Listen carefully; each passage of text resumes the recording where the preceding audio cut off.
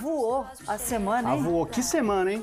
A semana mais supersônica, talvez, da minha vida, hein? Voou mesmo. É bom demais. Mas é bom porque a gente está pertinho de você sempre, recebendo esse carinho, recebendo cada energia gostosa todos os dias com a participação de cada um de vocês. Você sabe que hoje é sexta-feira, mas antes de começar, tem sempre aquela mensagem para a gente refletir, alimentar a nossa alma e alimentar o nosso coração. Quem não, né? Tem aquela velha frase, quem não? Todos nós temos que lidar com os dias ruins, todos nós. A diferença é como enfrentar cada situação.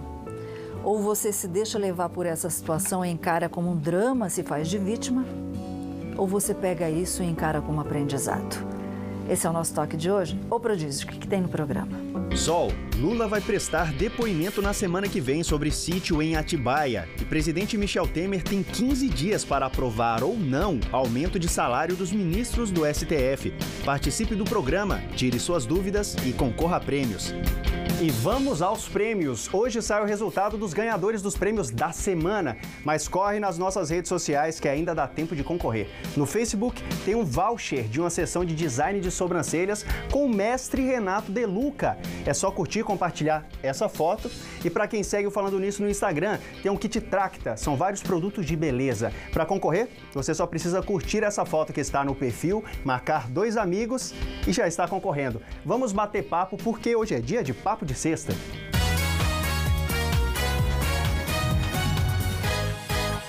A gente estava comentando ontem, né, que às vezes começam a aparecer as dores pelo corpo. Existem as dores, né, da idade do condor, mas existem dores mais sérias. Tem dores, né, que costumam aparecer aí, dependendo da idade mesmo, só, e tem outras que é bom ficar de olho. E hoje a gente vai ficar muito de olho aqui no Falando Nisso. Pois é, sensibilidade nas articulações, dores nos músculos, fadiga, cansaço. Fibromialgia, você já ouviu falar sobre isso? Quais os tratamentos, quais as técnicas que podem minimizar? Tem cura, não tem cura? A gente ama quando ele vem dar as orientações profissionais. Ele que é médico, também geriatra, o doutor Luciano Bertolini. Doutor Luciano, obrigada por estar aqui com a gente. Estava viajando. Estava passeando. É bom, né? Passear um bom, pouco, né? Alimentar, né? É verdade. Alimentar a alma. Bom, fibromialgia, doutor Luciano, antes da gente discorrer sobre esse assunto, vamos ver uma reportagem, porque você sabe o que é a fibromialgia, né? Como a gente disse, é uma síndrome que pode causar dores por todo o corpo e durante longos períodos. Nós vamos acompanhar agora uma reportagem, porque muitas vezes pode causar também depressão e ansiedade. Alisson Negrini traz pra gente. É estimado que de 2 a 4% da população mundial tenha quadro compatível com a fibromialgia. A doença, que leva esse nome complicado, não traz riscos à saúde, mas é capaz de tirar o sono de qualquer pessoa. Quem tem fibromialgia recebe altas cargas de dores pelo corpo com frequência. A Wanda foi diagnosticada há 15 anos. Eu não conseguia dormir à noite, tinha ido em vários médicos, né? E não se descobria, porque não dá diagnóstico através de exame de sangue, nada, né? Aí, pelo fato de eu contar, aí fui num neurologista, pelo fato de eu contar as dores que eu sentia, e ele foi apertando os pontos doloridos e o médico falou, não, você tem isso daí mesmo, né? A doença é mais comum em mulheres. A cada 10 pacientes, de 7 a 9 são do sexo feminino. A doença não se resume apenas à dor crônica, mas é graças a esse sintoma que o paciente pode desenvolver outro grande mal. A depressão. Estudos revelam que 50% das pessoas com fibromialgia são depressivas. Isso ocorre porque a intensidade das dores pode diminuir a autoestima, ocasionando problema psicológico. As pessoas sentem as dores em locais específicos do corpo. Estes são os 18 pontos que mais doem na musculatura. Alguns pacientes podem apresentar dores em todos os pontos, outros em menos. Eles ajudam a definir o diagnóstico da síndrome, já que não há como fazer exame para comprovação. Como a doença não tem cura, o tratamento é feito apenas para amenizar as dores e outros sintomas. E é isso que nós vamos ver hoje aqui no programa. Agora, por que tem esses pontos específicos, doutor? Então, existem esses pontos que ajudam a gente a fazer um diagnóstico mais preciso da fibromialgia, porque, na verdade, a fibromialgia é um diagnóstico feito por exclusão. né? Se afasta outras patologias e você tenta caracterizar o paciente numa síndrome. Pontos dolorosos, que são característicos da fibromialgia, estresse emocional associado, porque a fibromialgia é muito complexa, é uma síndrome. Então você tem 3 fatores importantes: pontos de dor, estresse emocional, são pacientes que têm perfil emocional um pouco lábil, e também a falta de uma enzima que chama coenzima Q10, que dá energia. Ok. Por isso que são pacientes que são considerados, entre aspas, preguiçosos, mas não são preguiçosos. Eles realmente não têm energia de demanda adequada para fazer o comando de exercícios. Ok, tem uma querida aqui, a gente recebeu a informação, quer dizer, a gente já tinha recebido a participação dela ontem de Oslo, da Noruega. Olha que delícia. Que chique, não? É muito gostoso. Ela está perguntando se a depressão vem primeiro ou a fibromialgia depois. Daqui a pouquinho a gente explica, Boa viu, pergunta. Eugênio? Isso mesmo, só a gente tem uma pergunta aqui enviada pelo WhatsApp. Doutora, ela pergunta: eu tenho uma dor insuportável no joelho. É algo com que eu possa me preocupar? Tem a ver com fibromialgia? Sim, ela tem que se preocupar com essa dor no joelho, mas como ela tem um ponto de dor referida, que é joelho, provavelmente a gente está entrando num quadro de artrose ou artrite reumatoide, não de uma fibromialgia em si. Por isso que a gente tem que ficar atento. Uma boa anamnese na consulta vai diferenciar isso daí. A fibromialgia, ela pode começar em apenas um ponto? Pode começar em apenas um ponto, mas quando começa em um ponto, você tem que tratar como se fosse uma artrose, uma artrite reumatoide, porque é ali que deve ter o gatilho. Aí depois, se você não trata, você pode disseminar esses pontos de dores para outros locais não tratados. Geralmente são pessoas que também têm um perfil emocional um pouco lábil. Ok, então. Bom, depressão pode levar à fibromialgia, como diz essa nossa querida lá da Noruega, ou a fibromialgia é que causa a depressão? E aí, daqui a pouquinho a gente responde, doutor. Exatamente. Daqui a pouco a gente ele já estava na ponta da agulha. Ansioso aqui. On fire, como dizem por aí, né? Daqui a pouco nós tiramos as dúvidas, doutor, porque agora vamos ficar bem informados com as notícias da redação.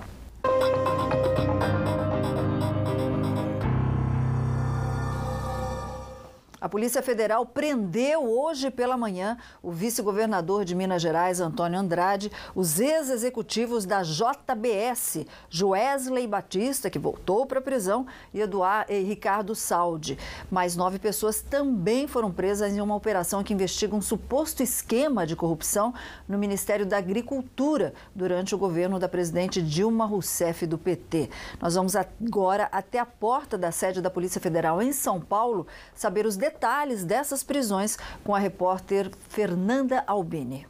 A Operação Capitu, que acontece aqui em São Paulo e também em outros 5 estados e no Distrito Federal, um desdobramento da Operação Lava Jato, estão sendo cumpridos hoje 56 mandados de busca e apreensão e 18 mandados de prisão. A Polícia Federal, como você disse, prendeu aqui na capital paulista o empresário Joesley Batista. Ricardo Saldi, a informação inicial seria de que ele estava fora do país, mas veio a confirmação há pouco de que ele também foi preso. Aqui em São Paulo também foi preso nesta manhã Demilton Antônio de Castro, ele era também da JBS, operador das planilhas. Em Minas Gerais foi preso o vice-governador, que é do MDB, Antônio Andrade, também neste desdobramento da Operação Lava Jato. Joesley Batista estava em casa. A Operação Capitu é baseada na delação premiada de Lúcio Funaro, apontado como operador do MDB, e tem como objetivo combater uma suposta fraude envolvendo doações para diversos políticos. Segundo as investigações, havia um esquema de arrecadação de propina dentro do Ministério da Agricultura, que era comandado pelo vice-governador de Minas Gerais, que recebia dinheiro da JBS em troca de medidas para beneficiar as empresas do grupo. As propinas estariam em 22 milhões de reais. Essa é a estimativa da Polícia Federal. Lembrando que Joesley Batista e Ricardo Saldi já haviam sido presos anteriormente e foram liberados graças a uma delação premiada em abril do ano passado. Pois é, Joesley Batista já está na carceragem da Polícia Federal em São Paulo e agentes da PF confirmaram que a chegada do empresário ocorreu por volta das 15 para as 9 da manhã. A defesa dele diz que está estarrecida com essa prisão. Ainda falando em Lava Jato, o ex-presidente Lula vai prestar depoimento na semana que vem no processo do sítio em Atibaia. Os executivos da Odebrecht já foram ouvidos. E agora a gente vai saber os detalhes desse depoimento do sítio com a nossa linda repórter Daniela Lopes. Boa tarde, Dani. Não te vi hoje, mulher. Boa tarde. Muito boa tarde, Solange, Lucas e a todos que acompanham. Aliás, Eugênio e a todos que acompanham aqui eu falando. Olha só, como você disse, o ex-presidente Luiz Inácio Lula da Silva, preso em Curitiba por corrupção e lavagem de dinheiro, vai ser interrogado e vai ser no dia 14 de novembro pela juíza Gabriela Hart, que substitui o juiz Sérgio Moro, futuro ministro da Justiça do presidente eleito Jair Bolsonaro. A gente acompanha mais detalhes agora na reportagem de Douglas Santucci. Gabriela Hart, que substitui Sérgio Moro nos processos da Lava Jato, ouviu 5 pessoas no caso do sítio de Atibaia. Integrantes da cúpula da empreiteira Odebrecht falaram sobre as acusações de que o ex-presidente Lula recebeu como propina as reformas no sítio, em troca de favorecimento em contratos com a Petrobras. O ex-diretor da Odebrecht, Alexandrino Alencar, confirmou sua delação premiada quando disse que as obras no sítio foram feitas a pedido da então primeira-dama, Marisa Letícia. A ideia era presentear Lula quando ele deixasse a presidência, segundo o executivo. Alexandrino Alencar confirmou que levou o pedido a Emílio Odebrecht, que autorizou a reforma no sítio. Emílio Odebrecht confirmou que o pedido não foi feito diretamente por Lula. O ex-presidente do grupo, Marcelo Odebrecht, disse que foi contra as obras e que, quando soube, elas já estavam em andamento. Os advogados do petista afirmam que é falsa a acusação do Ministério Público contra Lula, que não houve benefício em troca de contratos com a Petrobras e que o sítio não pertence ao ex-presidente, e sim ao amigo dele, Fernando Bittar. Ao todo, são 13 réus nesta ação. O último a falar será Lula, no dia 14 de novembro. Este é o terceiro processo envolvendo o ex-presidente na Justiça Federal no Paraná. O primeiro é o caso do triplex do Guarujá. Lula foi condenado já em segunda instância a mais de 12 anos de prisão e cumpre pena desde o dia 7 de abril. O segundo envolve um imóvel em São Paulo e o apartamento vizinho ao do ex-presidente em São Bernardo do Campo. Este processo foi concluído na primeira instância e a sentença pode ser divulgada a qualquer momento. Pois é, Lula, que está com 73 anos, viu, Prodígio, está respondendo ainda por outros quatro processos e, claro, que se declara inocente em todos, sempre denunciando uma perseguição política, enfim. Tem 4 processos ainda pela frente. Ninguém é culpado de nada, né, Sol? Se depender só do testemunho, ninguém é culpado de nada. Não. Novas quedas de barreiras interditam totalmente a rodovia dos Tamoios. A Dani atualiza pra gente agora como está a situação neste momento. Boa tarde novamente, Dani. Muito boa tarde, Eugênio. Olha, realmente a Tamoios continua bloqueada. Ninguém sobe, ninguém desce pela rodovia dos Tamoios e teve uma nova queda de barreira nesta madrugada no quilômetro 73. Segundo a concessionária que administra a via, já são 23 pontos de ocorrências, de incidentes relacionados à queda de barreira e como a chuva continuou durante essa madrugada, aconteceu aí mais esse incidente. A alternativa agora para o motorista que precisa acessar o litoral norte é Oswaldo Cruz ou a Mogi Bertioga, né? Ontem a Oswaldo Cruz também estava interditada, mas já foi liberada.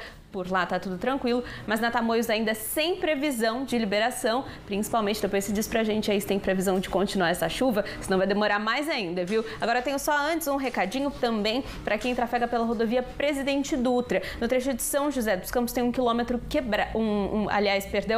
carro quebrado no quilômetro 156 e aí tá causando 2 quilômetros de lentidão por conta disso na pista sentido São Paulo. Então, atenção motorista que for passar por lá, Eugênio. Muito obrigado, Dani. Nas balsas, apesar dos pesares, apesar de alguns alagamentos ali no litoral, 60 minutos de espera para quem vai para a ilha e 30 minutos de espera para quem volta. E agora a gente vai saber como está a previsão do tempo. O dia começou ensolarado hoje, mas vem mais chuva na região de acordo com a previsão do tempo. Vamos conferir agora. Campos do Jordão, 17 graus, chove por lá, bem frio, mínima de 12 inclusive. Aqui no Vale do Paraíba, Caçapava também com 24 graus, assim como Guaratinguetá, 24 graus nas duas, chove nas duas cidades também. Lá no litoral, a gente confere 24 graus em Caraguatatuba, 24 em Ilhabela e também muita chuva, hein? Então fique atento. E o presidente Temer tem 15 dias para aprovar ou não o reajuste de salário dos ministros do STF. E você confere daqui a pouco. E daqui a pouco também tem as dicas da Polipet no Meu Amigo Bicho. Gato com comportamento agressivo, o que fazer? Daqui a pouco a gente vai falar sobre isso no Meu Amigo Bicho.